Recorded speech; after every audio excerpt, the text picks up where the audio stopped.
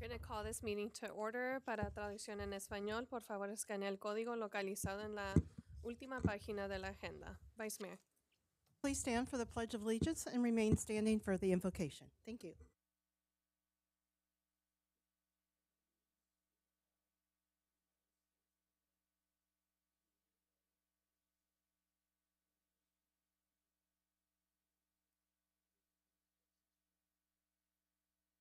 Let's pray. Father, you said that if we remain in you, you will remain in us and we will bear much fruit. Father, I thank you that we have this opportunity as city council and the residents here to have a place where we can share our opinions and our concerns and our voices are heard. Lord, I thank you for the council that's in place, our mayor, Lord, that are advocating for us. And Lord, I know that tonight we're asking for wisdom, for decisions being made. Lord, I pray that, Lord, the spirit of unity, being one-minded in this city of Riverbank, Lord, we are for each other, not against each other. And that, Lord, we can accomplish what it is that you have for us. And we give you glory for it. In Jesus' name, amen.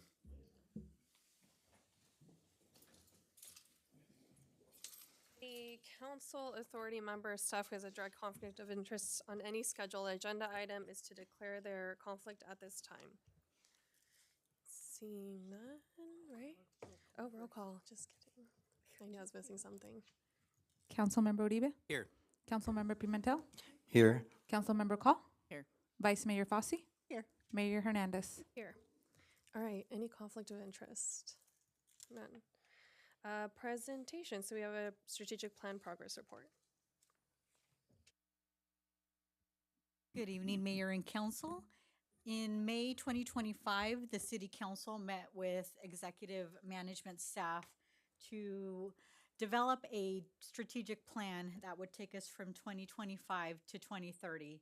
So with that, every quarter, I'll be giving an update to the City Council and to our residents with regards to the status of that strategic plan.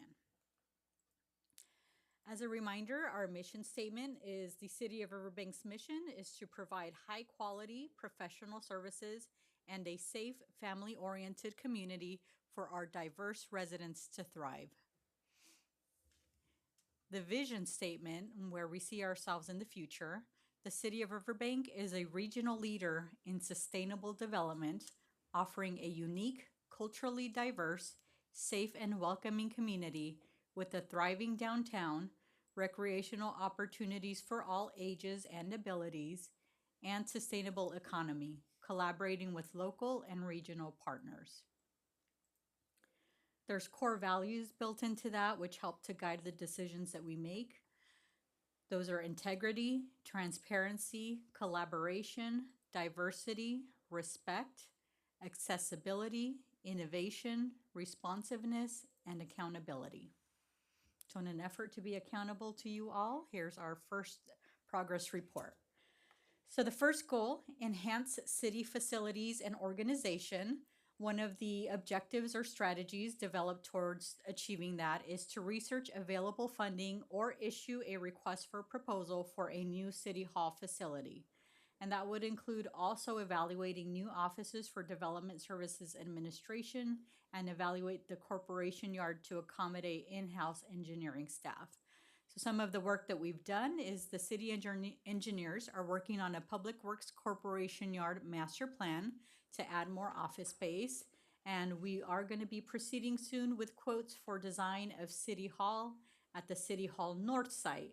Now, interestingly, one of the other sites that we selected was the Del Rio site.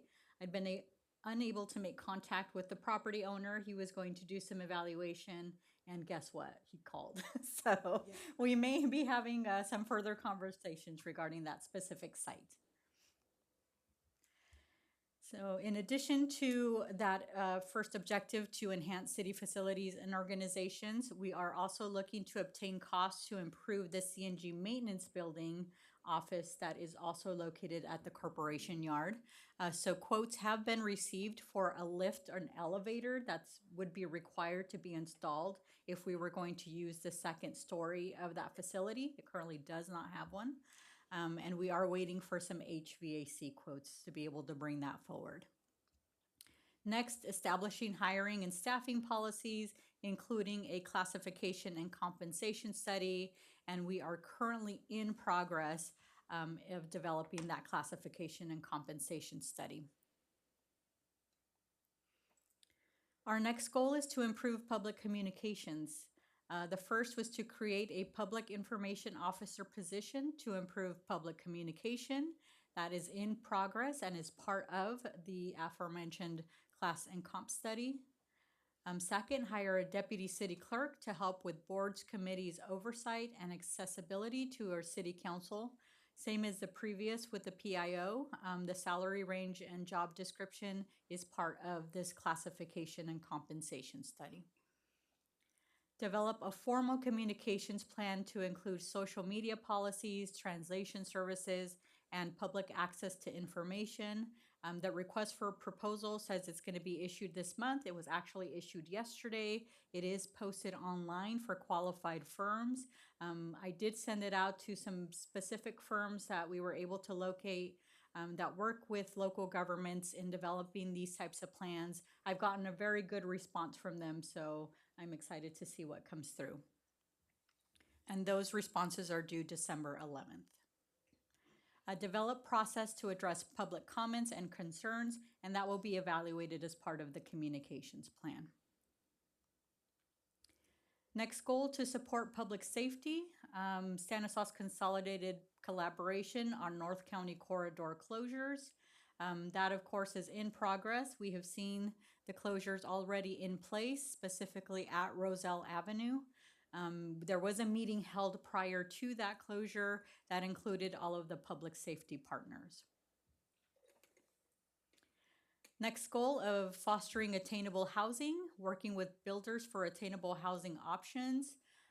We've had several meetings with Stanislaus Equity Partners to discuss future partnership opportunities, including one at the already approved Lucky House Village. Update the Nexus fee study for infill development incentives. So thank you to Josh and our planning department. We were able to submit a what's called REAP grant, which was approved at your last city council meeting, in order to perform an updated Nexus fee study where we can evaluate the potential for having a separate fee for infill development. In our goal to support downtown revitalization and economic development, we have established strategic partnerships and staffing for economic development. We are currently reviewing and amending the agreement with Opportunity Stanislaus, and we hope to be able to take advantage of some of the more enhanced services that they can offer to Riverbank. The goal of infrastructure, conduct feasibility study for the wastewater treatment plant and water reuse options. So the RFP was issued in August of 2025, and we'll consider that later this evening. Under the goal of prioritize community education and partnerships, partner with school districts and trade groups for job training. We did meet with the Plumbers and Pipe Fitters Union to discuss possible partnerships. Volt grants with the use of half of the city's investment to Opportunity Stanislaus is one of the incentives and amendments that we would be looking to make to our current agreement with Opportunity Stanislaus. Establish internships and a youth council program. So the youth council was established in September of this year. Provide community education on health, safety, and resources. We do hold our health fair in April of each year, and then the Kids Health and Safety Annual Fun Fair, or also known as the Bike Rodeo, is in June. Prioritize financial stability, maintain general fund reserve policy, and adjust for inflation. So the reserve policy that was adopted via Resolution 2019-084 does establish a reserve range of 13% to 15% for the city. And that is all for my update tonight on the strategic plan. These updates will be posted to our city's website under the strategic plan link. Beautiful. Very much. All right. right, we are going to move forward with public comment. At this time, members of the public may comment on any item not appearing on the agenda and within the subject matter jurisdiction of the City Council LRA Board. Individual comments will be limited to a maximum of 3 minutes, and time cannot be yielded to another person. Under state law, matters presented during public comment cannot be discussed or acted upon. Mr. Michael Christie? I wanted, oh,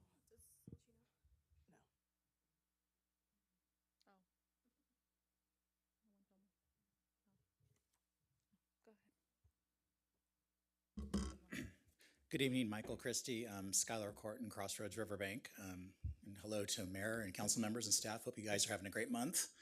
Just wanted to touch on this Friday morning, Riverbank Christian Food Sharing. If any of us would like to get out there and help them or donate food, that'd be great. With the current situation in Washington, D.C., we don't know what's going to happen the first of the month for families. So those of us who are able to help, that'd be great if we can reach out to, food sharing and see how we can support them in any way. And if, we can get the word out on social media that there is an actual place in Riverbank for everybody to go to. Secondly, Shop with a Cop Comedy Night, November 8th. It's going to be a lot of fun. It's for a great cause. Riverbank Police Services takes all the kids who are less fortunate shopping, gets them some good clothes, warm clothes for the holidays. It's a fun night. I went last year. It's at 108 Sports Lounge. So if you go to their website and you click on the events and the comedy club or the comedy tickets link, you can buy tickets directly through Eventbrite. All the proceeds go to Riverbank Police Services. If you're someone that doesn't want to go out on Saturday nights, to bars is not your thing, you can always drop off a check to Riverbank Police Services here, right down the street, and you can do that in the lobby during business hours. I know they'll take your money because I've been there a few times. So let's get out and support the kids, support the police, so they can take them shopping and make it a great Christmas for everybody. So thank you.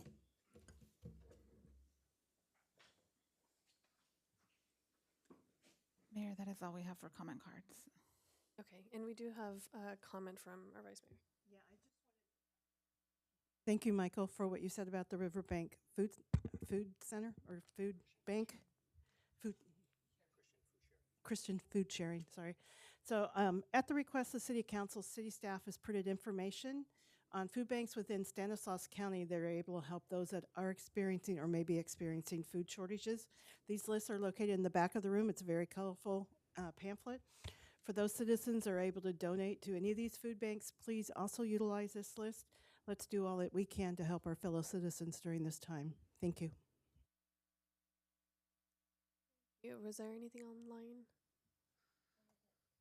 Mayor, there is no one on Zoom wishing to speak.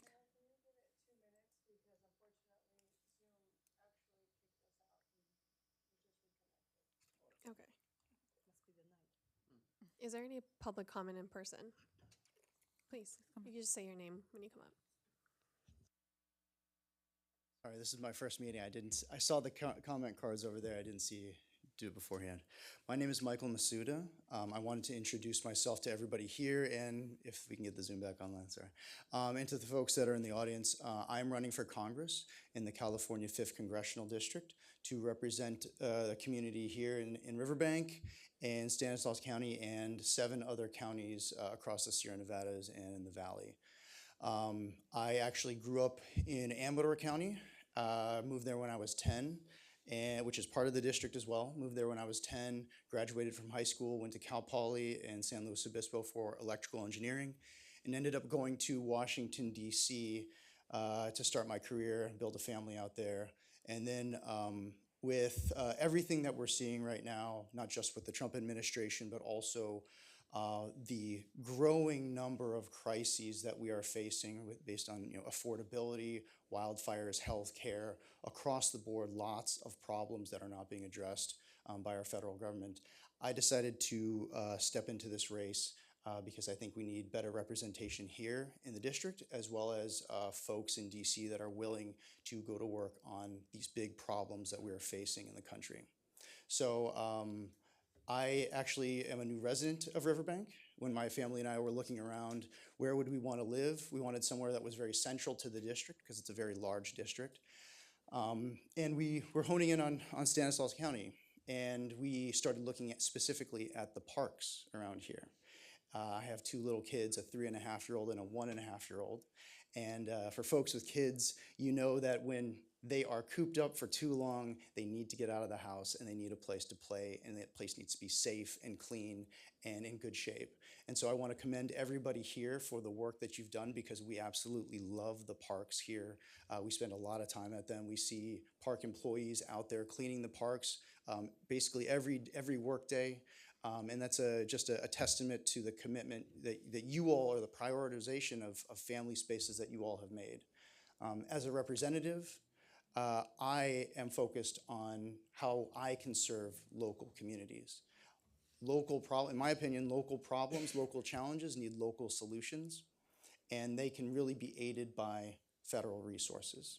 And so when I'm elected, I would certainly like to continue meeting with all of you on a regular basis, continue the conversation, and learn how I can serve you all, because I know you all are doing a lot of really good work here in Riverbank.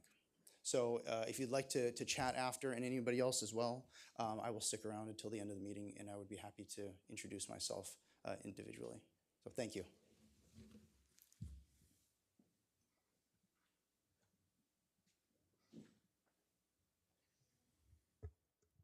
There is no one on Zoom. All right. Consent calendar, items 9.1 to 9.5. Any discussion or motion? I'll make a motion to approve the consent calendar as stated. Second. Roll call, please. Councilmember Uribe? Yes. Councilmember Pimentel? Yes. Councilmember Call? Yes. Vice Mayor Fossey? Yes. Mayor Hernandez? Yes. Motion passes 5-0. Item 11.1, amendment to the consultant services agreement between City of Riverbank and Jane Media Services for social media and communication services. Mayor and council, this item is in response to a council referral item that came on the October meeting on the 14th. So the request was at that point in time to change one of the recitals. So the recitals basically set forth some general information about the agreement itself. It doesn't change the terms. It doesn't change the length of the agreement. There was just a correction to make.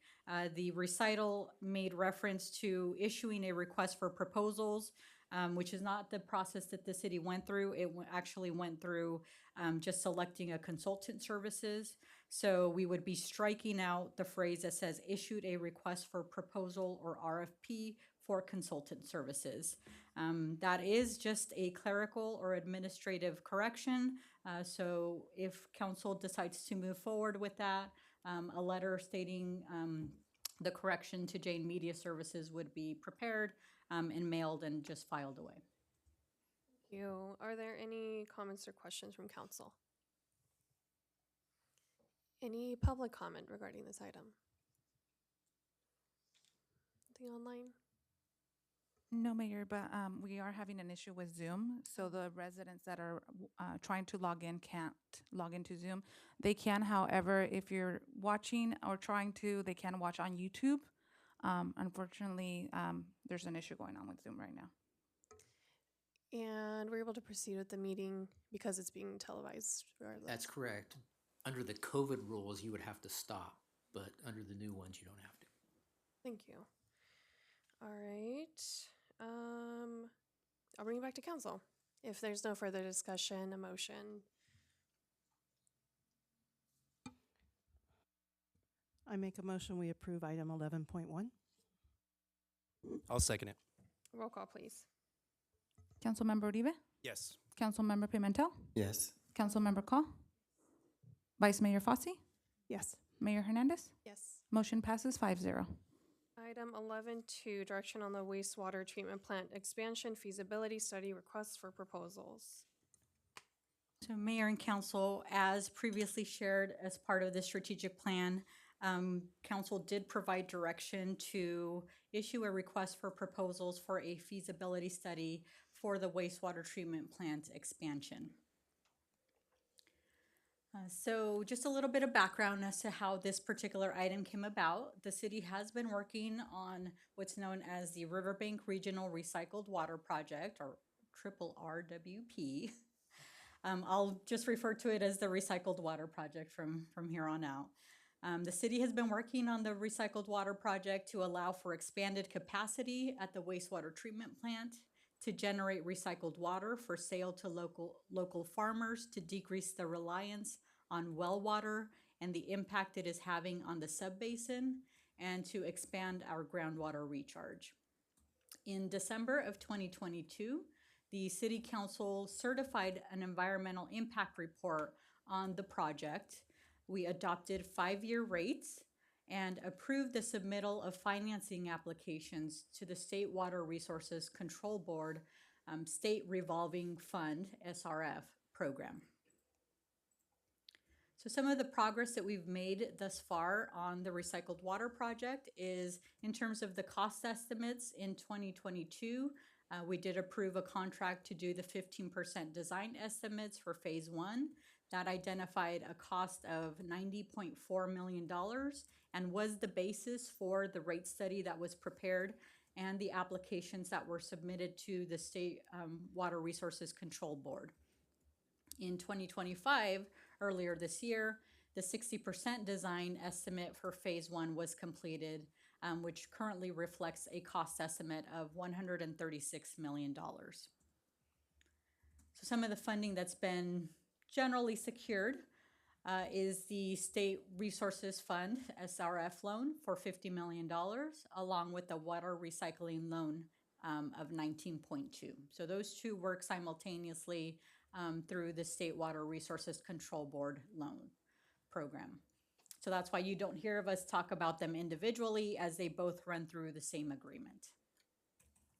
Now, potential future funding is a water recycling funding program grant of $15 million that would come from Proposition 4 that was approved by the voters in 2024. And then the second potential source of funding is the US EPA WIFIA program. That would also be a loan, which would fund the balance of the project. Just a quick question. I know we were supposed to sign the SRF agreement on October 18th. Kind of just curious the status of that at the moment. So a draft was approved at that time, but that gives us the ability to continue to working with the water board in order to finalize some of that. So we're actually about 3 or 4 months away from signing an actual agreement. Okay. So there's still a lot of legal stuff that has to go back and forth with that. So it's not final at this point in time. Okay. So the 2025 strategic plan, there was an objective that was set during the adoption of that in June. The objective was to conduct a feasibility study for the wastewater treatment plant and water reuse options. So that feasibility study request for proposal was issued on August 18th and was due October 3rd. It was sent to qualified engineering firms for consideration. And part of the request for proposal set forth some objectives that we wanted to ensure that they could meet. And the first was to evaluate the current performance and capacity of the existing facility, forecast future wastewater treatment needs based on projected population and industrial or commercial growth, identify and assess all technically feasible options for expansion, evaluate the environmental, regulatory, and permitting considerations, analyze capital and life cycle costs of each alternative, and recommend a preferred expansion approach with justification. We did receive one proposal, and that was from Blackwater Consulting Engineers. They're experienced in water, wastewater, and stormwater. The project lead has over 35 years of experience. Their approximate study timeline would take about 8 months at an approximate cost of $201,000, and they would be considered a responsive bidder as they did satisfy all of the requests that we had for them as part of that proposal.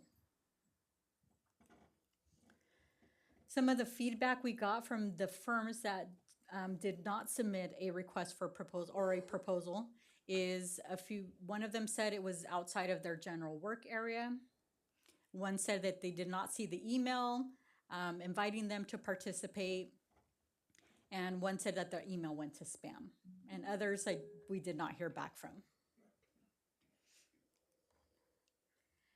So the options we have for you tonight is you could accept the proposal from Blackwater Consulting Engineers, and you would authorize myself to negotiate an agreement with said firm. If that's the option that is selected, I would return at the November 25th meeting to officially award the contract to them and then establish the budget. The second would be to reject the proposal from Blackwater Consulting Engineers and direct staff to reissue the request for proposals. If that option is selected, we are starting to run into the holidays. So my recommendation would be that we would want to wait until after the first of the year to get that issued. And that is all I have for you tonight. I'm available for any questions. Thank you. Council comments or questions? Okay, I'll have a comment. While we're thankful that we did get the response from Blackwater Consulting, my concern is that that does not give us a representative of what possibly we could get. And based on some of the responses that we got where they didn't see it, it didn't go into spam, I would like to propose that we reissue the proposal, request for proposals, and then ensure that everybody did receive those so we get a better understanding of what different firms can do for us. Thank you.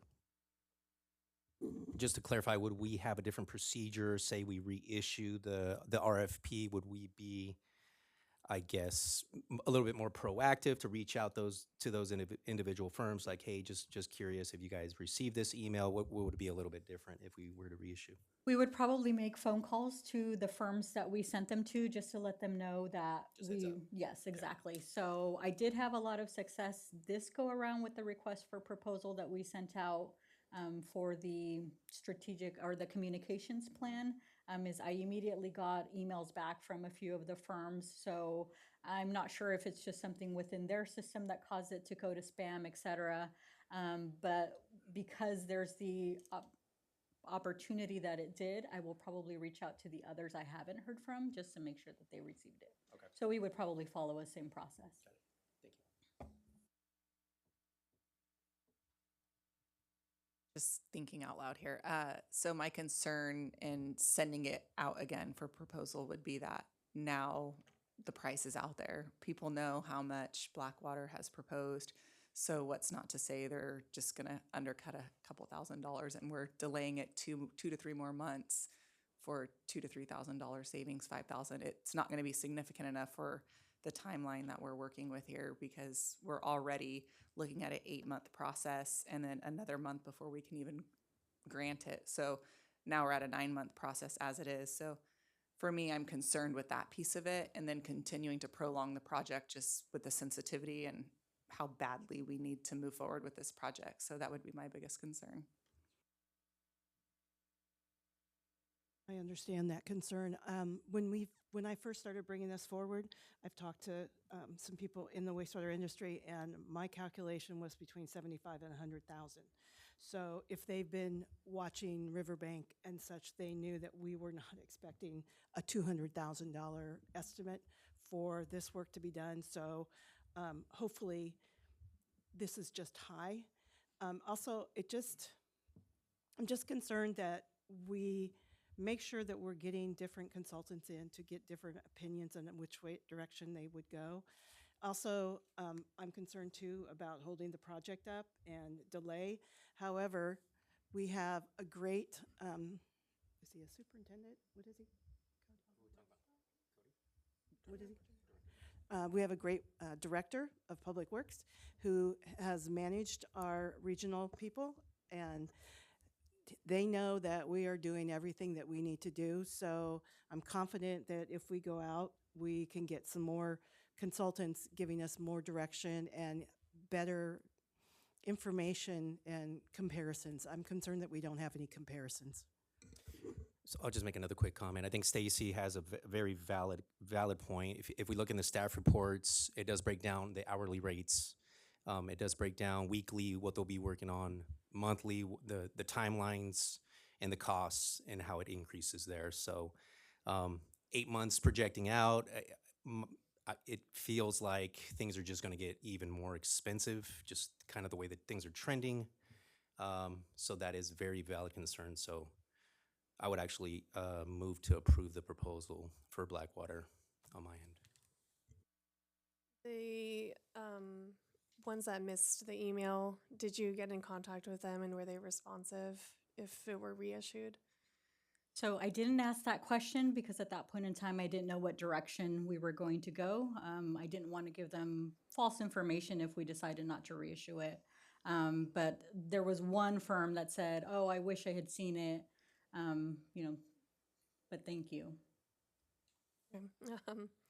As for me, I'm considering, the fair relationship we have with the State Water Resources Board. Understanding, I think I'm comparing what we're seeing now with the current wastewater treatment plant and our aim and our goal to get a fair analysis of different options. It is hard to swallow to come back and reissue the RFP, but I think that we should do that. I trust the negotiating skills of our city manager in knowing what our direction is, and so I think at this point I would lean towards reissuing the RFP. That way we get at least one other proposal and having a fair conversation with Blackwater and whoever that consulting firm is, to be able to come back to our residents to let them know that we're doing our due diligence and talking to all parties involved. So I think it is difficult to say that, but I would lean towards rejecting the proposal and moving forward with more conversations in the next month or two. Is there any public comment around this item? Okay, I'll come back. We're still out of Zoom. I'll come back to council, and I know it's a difficult decision, but any more conversation? I have. So I just want to make sure Blackwater is not going to sit back, I would assume, and wait for us to make a decision. Do we have a Blackwater representative here? So my concern, if we have one who says, "Hey, I missed the email, reissue the RFP," and I'm going to respond, and then Blackwater doesn't come back to the table, we're back in the same situation with one person issuing a proposal. Are they credible? Can you tell us who it is? I spoke with Cody about Blackwater, very reputable, has history with the company. I would be concerned with moving and going with someone that we don't even know what they're really going to bring to the table. Can you tell us who the other company is, or? So I don't have it off the top of my head. Sorry, wasn't prepared to answer that specific questions. We can certainly share that afterwards, the list of the consultants that we did send it to. But that would be about. Could we have, would you mind coming up to speak to your proposal? I didn't realize you were in the audience. I would love to hear from you directly. And we didn't prep him to be here today, so sorry if he can't answer all of your questions. Oh, no. We'll be gracious. Sure, I'm Jeff Black with Blackwater Consulting, and thought I was just going to come and observe and get some information, but I'm happy to answer any questions you might have or discuss our proposal. I understand the situation you're in as well. I mean, I know it's advantageous to be able to evaluate from multiple firms to make a comparative selection. It'd be awesome to win every proposal because we were the only proposer, but that's just not how it works. But whatever questions you have, I'm happy to answer. I just would like to clarify, I'm not sure if you can say this or not, but if we did send out the RFP again, would your company re-propose? Yes, yeah, we would. Thank you. Okay, any specific questions? All right. Any consideration? Thank you very much. Sure, I would just, can I just elaborate on Please. on that, answer that question? that we would definitely continue to pursue this project. We're a local firm. Our office is in Modesto, and we have employees that live throughout Stanislaus County in the community, and we're just very interested in the water and wastewater affairs of the communities that we live in. So there wouldn't be any reason for us to not participate and support the city in this endeavor. That's it. So just to your question, Stacy, I did see the consultants that this was sent out to, and they all are very reputable. They're organizations that I've worked with in wastewater. I also have gotten a couple more names so that when and if we do send it out, it'll be sent to more, just to make sure we get more than one response. However, I will say Blackwater is a very good consulting firm. I just am concerned about us having something to compare to make sure we're getting the best bang for our buck, I guess you could say. Any other questions or comments from council? Any motion? I'd like to make a motion that reject the proposal, and direct staff to reissue the proposal.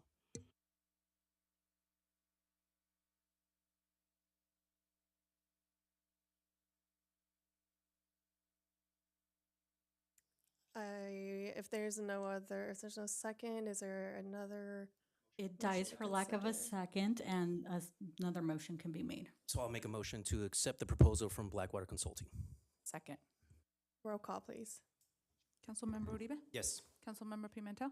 Yes. Councilmember Call? Yes. Vice Mayor Fossey? No. Mayor Hernandez? Yes. Motion passes 4-1. Gosh, comments, reports, city manager. After all the long meetings we've had, even I wasn't ready for. Okay, I know. So mark your calendars for Saturday, November 1st, because downtown Riverbank is coming alive with the sights, sounds, and spirits of the 6th annual Dia de los Muertos celebration. Join us as we honor loved ones, celebrate life, and embrace the beauty of Mexican culture through an unforgettable night of live music, dancing, delicious food, vibrant altars, and community traditions that light up the heart of Riverbank. The winter watering schedule goes into effect this Saturday as well. Even addresses can water on Tuesday and Saturday. Odd addresses on Wednesday and Sunday. That means you each get 2 days to water.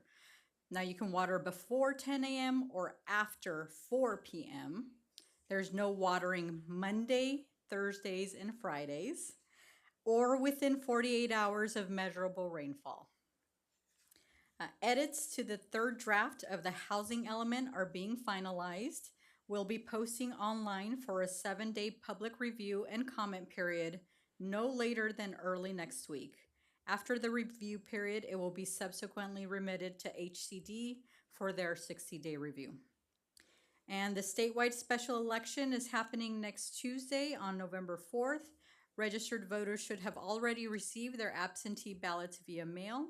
There's a ballot drop box available at Costless Foods, and the voting center at the Riverbank Community Center opens this Saturday, November 1st, and will be open Saturday, Sunday, and Monday from 8 to 5, and on Tuesday from 7 to 8.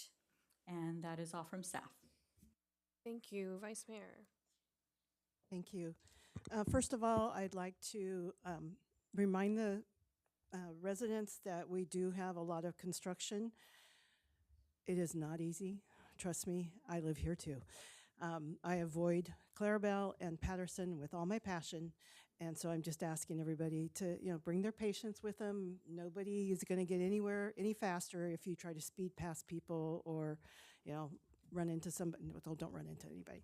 But I'm just, we've got a long year ahead of us, and so let's just make sure we all make it through it. I'd also would like to just mention that I will be working at the polls at the community center, and I just want to remind residents that I will be working there as a poll taker, so please don't come up and comment to me or talk to me, because I will not be able to talk to you and I don't want to be rude. So just remember, I'm there as a poll worker doing my job. I'm not there as your vice mayor.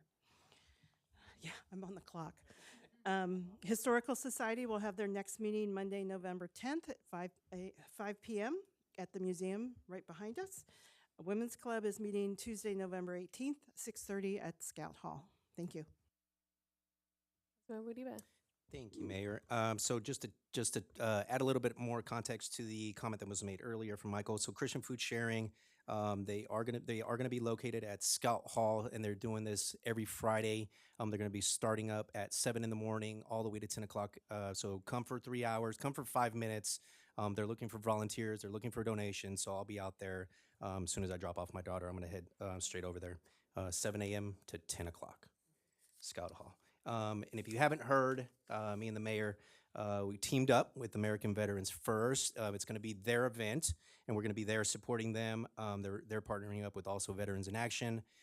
Their event's going to be November 3rd at 11 o'clock. The address is 3228 Santa Fe, so just literally down the street right here. American Veterans First. It's going to be we're going to be providing food, social gathering.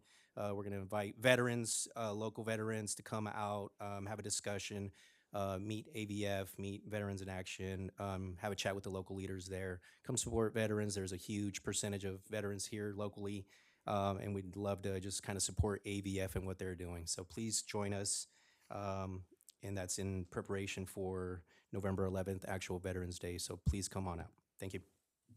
Councilmember Pimentel. On the 19th, I attended the second annual Halloween harvest. Sister City was there, and it's nice to see the town coming together, you know, everyone getting involved. I want to give a shout out to Wallflower. It's a mom and daughter coffee shop. That was their first time there, and really good coffee. It pushed me through the whole event. So that was a really good event we had. And also, I've been hearing the concerns about CalFresh. I work with the elderly, and they're very concerned. So I appreciate that our city, you know, they post the actual links and information. So direct people to our city page so you'll get the accurate information, not secondhand information, because it's scary for the people, especially if you're elderly. I will be doing a meet and greet in November. I'm gonna set a time and date, and I'll post that on my Facebook page. And also, Crossroads East, it's really developing, and there's a lot of people shopping. Want to encourage people to keep shopping there. It's clean, it's a good environment, and it's giving back to the economy. So thank you. Thank you. Councilmember Call. Last Thursday, I joined Pizza Plus and Cardozo SDC class. I was able to work with the children hands-on and help them make pizzas, and it was just a really fun opportunity. So I wanted to thank Pizza Plus for their engagement and dedication to the youth in our community. Last Friday, I walked around with Valley Sierra SBDC. We went around in the downtown pocket to a variety of small businesses, dentist office, occupational medicine, salons, just passing out brochures, talking to owners, managers, letting them know of the resources. There is a survey going around. I will post it to my social media page for resources and challenges where you can input the resources you need or the challenges that you're facing as a small business. And one of the common ones that I heard, which I was really surprised to hear because we don't hear often, is QuickBooks training. So that's a big key hit point for our small businesses right now, managing their money, and then marketing support. So I'll post the resources and challenges link so that you can take the survey and we can get more feedback so we know how to apply the Opportunity Stanislaus contract that we have. The soccer season just wrapped up. I just wanted to give a huge kudos to Parks and Rec and the partnership with East Valley Earthquakes.